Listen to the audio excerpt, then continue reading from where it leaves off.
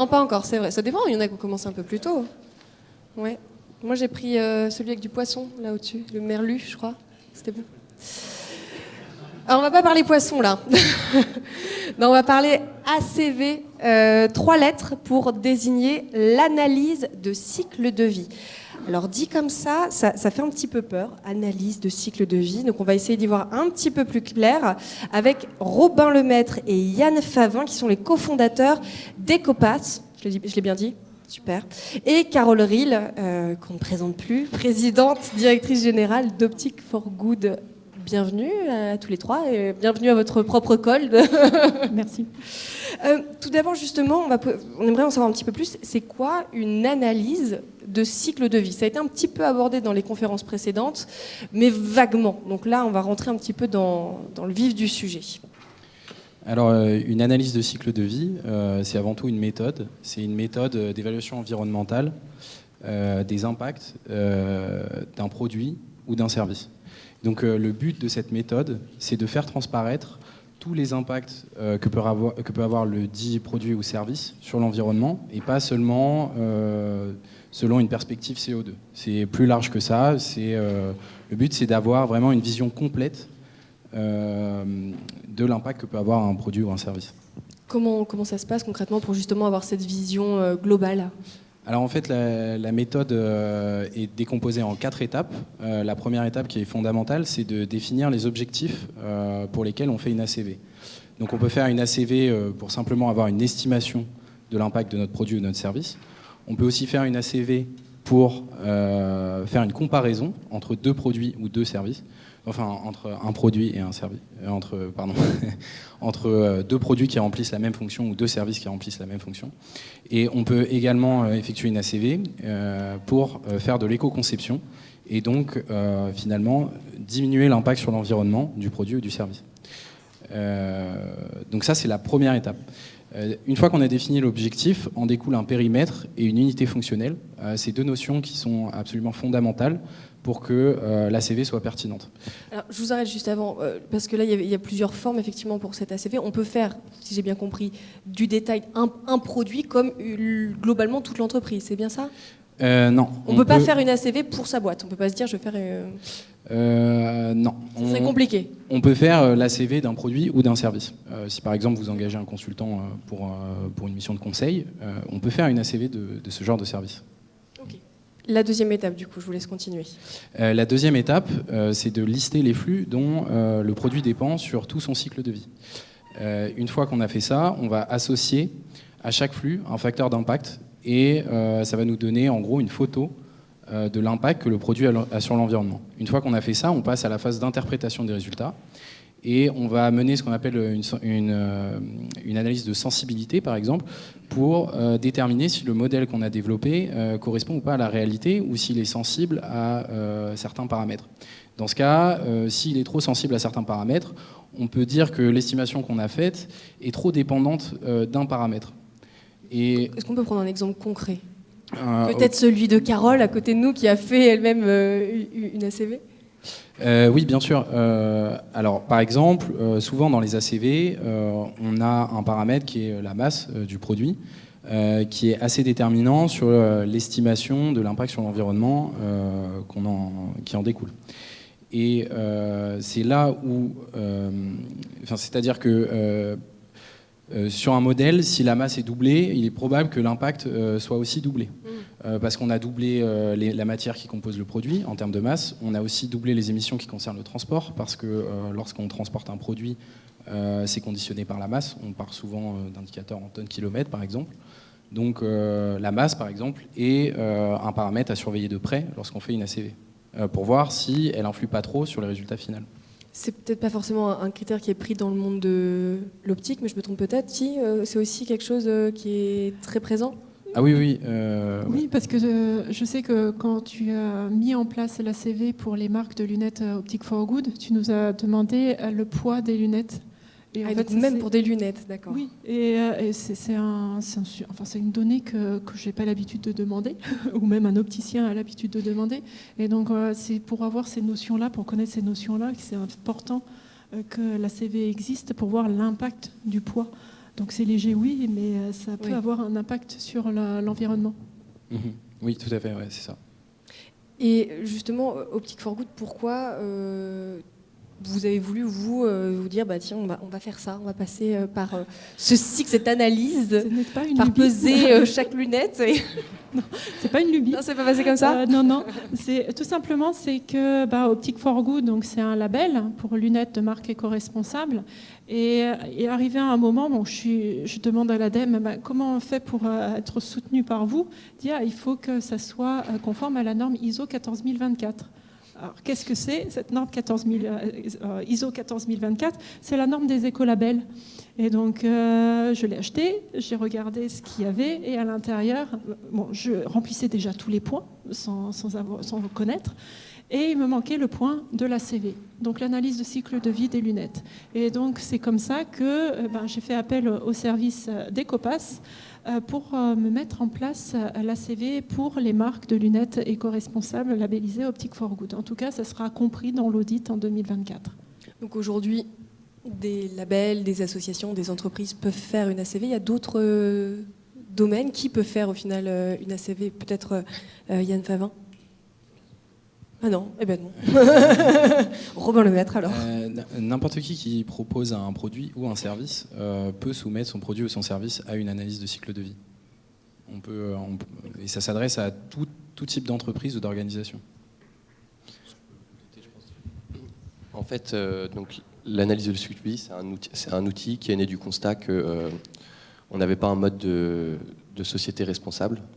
Et en fait, c'est pas un outil qui sert de pansement pour le réchauffement climatique, c'est un outil pour éviter de reproduire ce qui s'est déjà reproduit, à savoir qu'on a constaté que en fait, on faisait sans savoir. On ignore les conséquences, on ne les mesure pas, et c'est que quand il y a des problèmes qu'on les regarde. On met du bisphénol dans les biberons, on constate des années plus tard que ça crée des cancers, on le supprime après, on voit que les voitures émettent des fumées de nuages noirs et qu'on en a plein, et on se pose la question que quand on commence vraiment à voir les symptômes.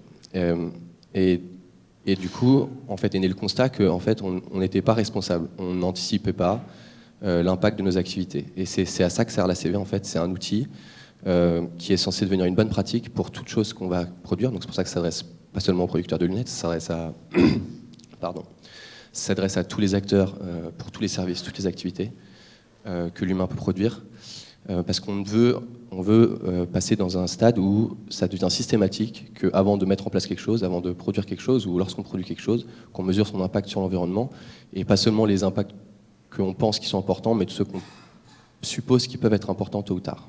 Voilà. Pour le moment, c'est effectivement les entreprises qui vont faire cette démarche de faire une ACV. Est-ce qu'à terme, on pourrait espérer ou craindre, ça dépend des points de vue, que ces ACV deviennent obligatoires finalement ? Alors c'est déjà un peu le cas. En fait, il y a certains secteurs où ça va devenir obligatoire. Vous dites craindre, je pense que c'est une bonne chose. En fait, c'est nécessaire. De mon point de vue, bien sûr, mais c'était pour... En fait, c'est clair que c'est coûteux, mais ça permet de prévenir des coûts plus tard. Enfin, si jamais on avait anticipé le réchauffement climatique il y a 50 ans, là, en fait, la balle est déjà tirée. On va subir un réchauffement climatique qui va créer de plus en plus d'effets visibles et qui vont avoir un coût à chiffrer et qui aurait pu être moindre si jamais on avait anticipé bien avant. En fait, avec une ACV, on ne peut plus se dédouaner. On aura toute...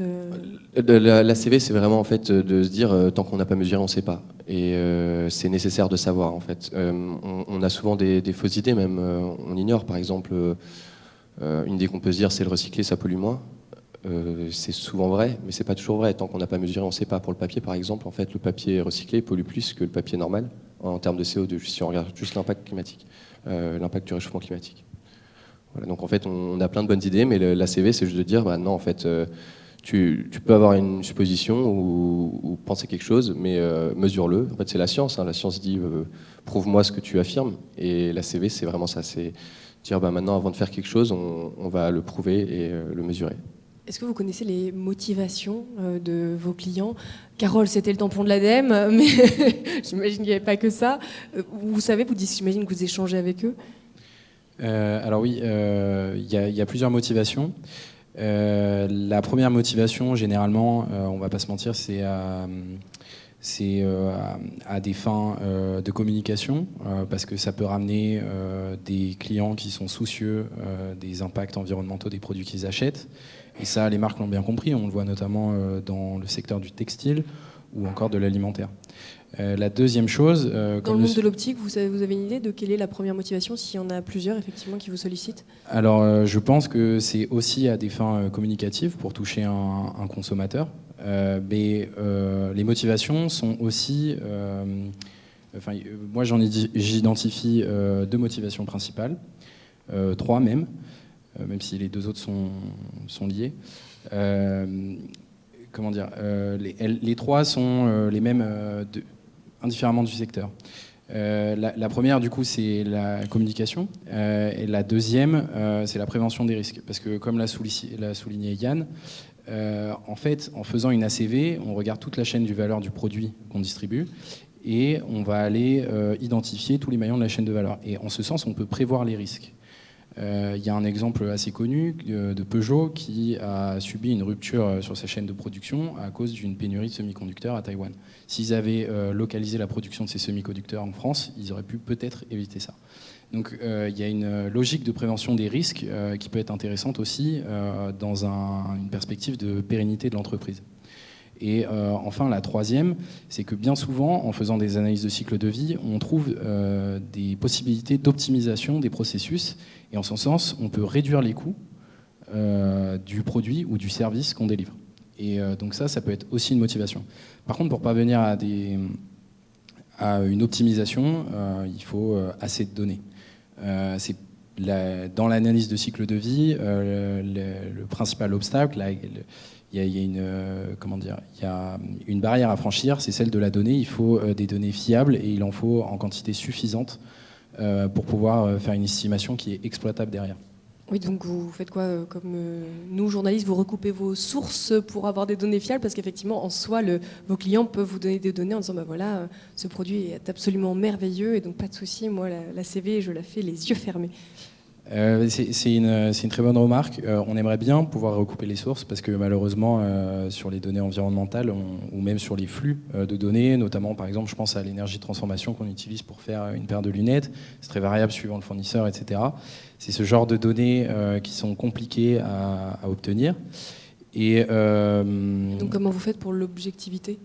Alors pour l'objectivité, je vais finir de répondre. Allez-y. Donc c'est ce genre de données qui est essentiel à obtenir pour effectuer l'analyse de cycle de vie. Et pardon, j'ai perdu le fil. Je suis navrée. pas de problème. Non, on parlait effectivement le fait aujourd'hui il y a des limites sans doute pour avoir deux sources justement par rapport à ce produit, et donc de se dire c'est bon, je présente mes données, il n'y a pas de souci, la CV va bien se passer. Et donc ça, c'est un point que vous êtes en train d'essayer de faire évoluer, c'est ça ? Oui, tout à fait. Vous aimeriez ? Oui, je pense que en termes de données, je pense que Yann est plus calé que moi pour répondre sur ce point, mais en termes de données, il y a de plus en plus d'outils qui permettent de récupérer les flux de données de production, par exemple, ou les flux de données de transport, etc. Peut-être je vais laisser Yann compléter.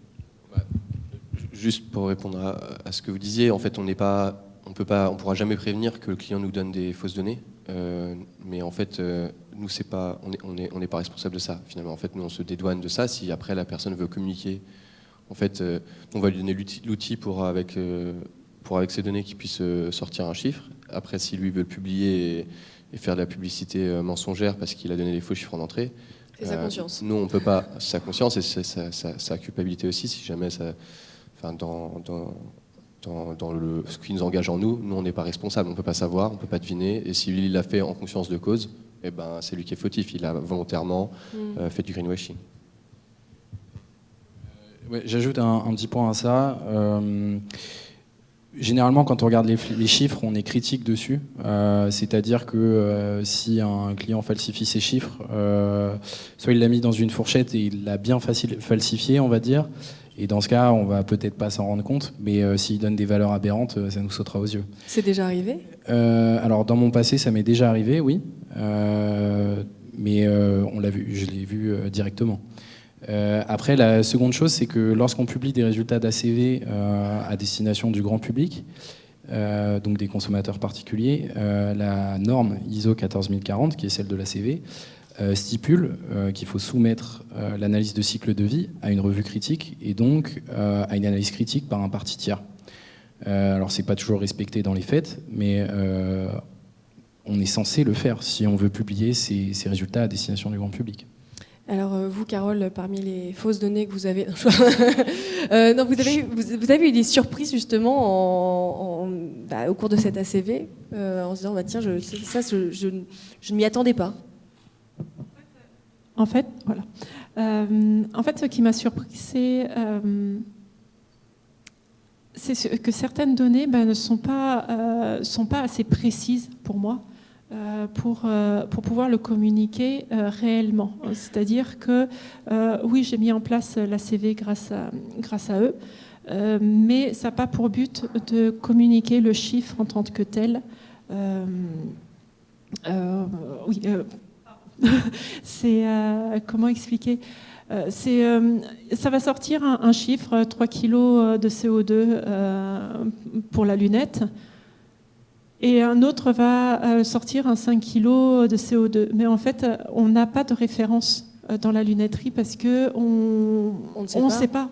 Donc oui, on la met en place, oui, les marques vont le savoir, aux marques de décider de communiquer ou pas, mais au sein d'Optic4Good, nous, ça va être un outil à N+2, N+3. En tout cas, le temps de la licence, enfin du label de 3 ans, pour voir l'amélioration que ça va avoir. Et là, on va communiquer dessus en disant oui, ils sont améliorés de 50%.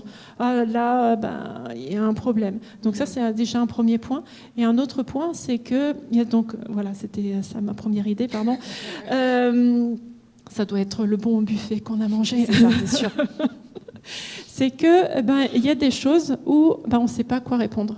Et donc, il me disait, on met une moyenne, c'est ça? Des questions très précises où vous dites... parce qu'on ne connaît pas les données, parce que ça n'a pas été mis dans la base de données, et parce que personne ne l'a fait. Et donc, ça aussi, c'est hyper intéressant pour moi, pour vous le communiquer, et pour vous dire, maintenant, il faudrait que vous le fassiez. Parce que, je reviens encore à l'ADEME, qui m'a dit, mais Carole, ce n'est pas à toi de faire la CV des marques.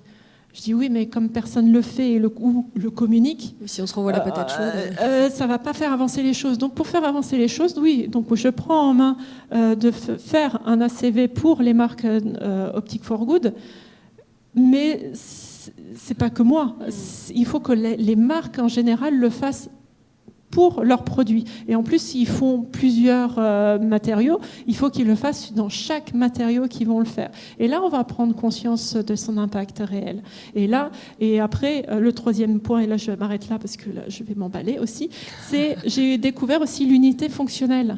Moi, j'utilise une unité fonctionnelle, je me souviens plus laquelle, une unité fonctionnelle, mais peut-être une autre marque va utiliser une autre unité fonctionnelle. Et on va avoir 2 chiffres où le public va se dire c'est le même tonne de CO2 ou kilo de CO2, je ne vois pas la différence. Ben oui, mais si vous ne passez pas par le même logiciel, ce n'est pas du tout comparatif. Et donc là, ça peut être aussi problématique pour notre métier. Voilà, c'était les 3 points que je voulais dire par rapport à ce qu'il faisait. Robin voulait réagir.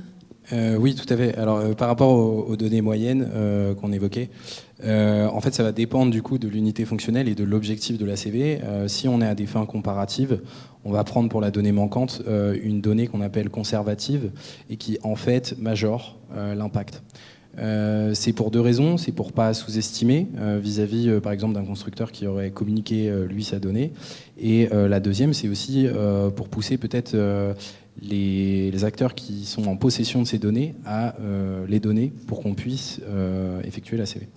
Et vis-à-vis de la comparaison, effectivement, dans la méthodologie de l'ACV, il est très clair que les résultats doivent être mis dans un contexte. On ne peut pas présenter juste un chiffre. On doit mettre ce chiffre dans un contexte, c'est absolument fondamental dans l'analyse de cycle de vie. C'est vraiment la base. Je propose de laisser la parole... Ah non, vous vouliez rajouter quelque chose avant que je donne la parole, que le micro... Non, mais c'est bon, ça va. Très bien. Est-ce qu'il y a des questions au sujet de l'analyse de cycle de vie? Oui, il y en a une là-bas. Je vais faire... Ah, c'est bon.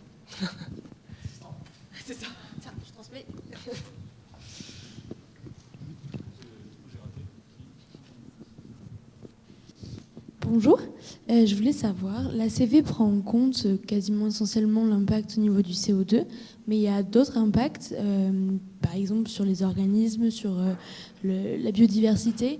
Et j'ai en tête par exemple la laine qui a un très mauvais score ACV, alors que par exemple elle est en Nouvelle-Zélande dans des endroits qui ne sont autrement accessibles que pour eux. Enfin voilà, il y a des choses à prendre en compte. Est-ce que vous pensez que les ACV à l'avenir vont évoluer pour prendre en chose plus de critères et pour être vraiment révélateur de quelque chose de durable, ou il faudra compter sur autre chose? Alors oui, au niveau européen, il y a une méthode qui s'appelle la méthode PEF pour Product Environmental Footprint, qui comprend 16 impacts qui ont été décidés par un comité d'experts qui travaille sur le sujet depuis plus d'une dizaine d'années. C'est cette méthodologie-là qui est envisagée notamment pour les secteurs où ça va devenir obligatoire, donc le textile et l'agroalimentaire en premier lieu. L'important, on y revient parce que vous évoquiez le score de l'ACV qui peut être mauvais. C'est encore une fois l'isopérimétrie du cadre dans lequel on effectue l'ACV entre deux produits. Donc le cadre réglementaire, il va venir poser un périmètre qui est le même pour tout le monde, pour qu'on ait les outils vraiment pour comparer différents matériaux ou produits entre eux. Et avant ça, on ne peut pas comparer deux scores qui ont été posés sur des matériaux dans des contextes ou périmètres différents. J'ai envie de dire, ce score-là, actuellement, il est propre à lui-même. Est-ce qu'il a été soumis à une revue critique, etc. Est-ce qu'il a été bien fait finalement? Parce que aujourd'hui, au niveau de l'ACV, il y a vraiment un spectre dans la manière dont c'est mené. Il y en a j'ai vu des ACV uniquement carbone, alors que normalement, une ACV, c'est plusieurs impacts. Il ne peut pas y avoir juste le carbone. Sinon, on parle d'empreinte carbone. Et toujours, actuellement, la plupart des ACV prennent en compte plusieurs impacts. Donc nous, par exemple, sur notre calculateur, je crois qu'on a une dizaine d'impacts. Et en fait, la clé, c'est toujours la donnée. L'impact pour lequel on a les données les plus précises, c'est le CO2, parce que de plus en plus de monde commence à chiffrer, et du coup on a de plus en plus de données. Mais de même que pour tout ce qui est de la transition écologique, en fait, c'est un domaine où l'entraînement est très important, en fait, et l'effet d'entraînement est très important. C'est parce qu'on va faire de plus en plus d'ACV que la précision de ces ACV va s'améliorer, qu'on va accumuler de plus en plus de données, et que de plus en plus de gens vont être amenés à faire d'autres ACV. Et de même que pour notre calculateur, vous disiez que les gens, ils n'ont pas la donnée que vous demandez. C'est pareil, en fait. Carole, elle a une place qui lui permet d'être une force motrice dans son secteur et de pousser les gens à aller faire ces travaux d'ACV ou de collecte des données qui vont permettre ensuite d'améliorer en fait tout le domaine. Est-ce qu'il y a une autre question, sachant que nous avons très peu de temps? Mais vous avez quand même le temps de poser une question. Il y en a une ici, très bien. Les ACV sont peu comparables entre eux et qui sont propres à chacun. Quel est leur intérêt de ce fait et quels sont les moyens de pouvoir les normaliser pour qu'ils deviennent comparables, un peu à la façon d'un Nutri-Score qui peut pousser les clients à s'orienter sur des achats et des choix en corrélation avec leurs envies et leurs besoins? Alors en fait, une ACV, elles ne sont pas comparables entre elles quand les objectifs qui ont été définis ne sont pas les mêmes et quand ça n'a pas été fait par un même organisme en fait. Si dès le départ vous posez dans votre ACV que l'objectif c'est de comparer deux produits, alors toutes les hypothèses que vous allez poser vont tenir compte de cela et toutes les données que vous allez prendre en entrée auront le même formalisme et du coup les différents produits que vous aurez comparés en utilisant ce modèle de calcul d'ACV, il sera pertinent. Ça aura du sens de comparer en fait ces deux éléments. Mais d'où l'intérêt effectivement de normaliser et de normer tout ça. Si jamais vous normalisez en fait une manière standard de faire une ACV, vous pouvez normaliser le fait que ce soit dans le but de les comparer. Et dans ce cas-là, en fait, même si deux organismes différents auront fait deux ACV différentes, si elles ont suivi les mêmes normes, on pourra toujours comparer. Si tu veux compléter, Robin. Ouais, alors il y a des travaux sur la normalisation et ça va arriver assez vite, notamment avec l'éco-score qui va arriver sur le secteur textile et agroalimentaire. Néanmoins, c'est sujet à débat parce que les grands industriels ont des intérêts Et certains veulent pousser une méthodologie dans un sens qui fait leur intérêt et d'autres dans leur sens à eux. Donc on voit bien que... c'est-à-dire que la réglementation aurait dû déjà arriver en début d'année. Pour l'instant, c'est repoussé à l'année prochaine, mais on voit bien que les industriels freinent des cas de fer pour retarder cette réglementation. Mais elle finira par arriver, et je pense qu'elle finira même par se généraliser sur tous les produits ou services.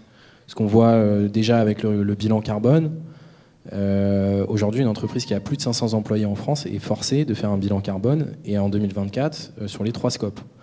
Donc on voit que c'est quelque chose qui évolue. Et ouais, pardon.